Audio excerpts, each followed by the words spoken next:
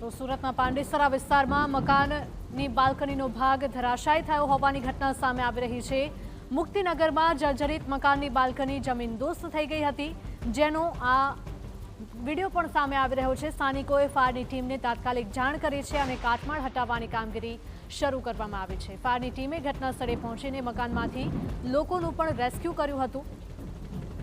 તો બાલ્કની નીચે કોઈ વ્યક્તિ હાજર ન હોવાથી મોટી દુર્ઘટના બનતા ટળી ગઈ છે, પરંતુ શા માટે વરસાદની સિઝન શરૂ થતા પહેલા જર્જરિત ઇમારતોને નોટિસ ન આપવામાં આવી અને જો નોટિસ આપી તો તેને ખાલી કરવામાં આવે છે કે કેમ તેની ચકાસણી શા માટે ન કરી?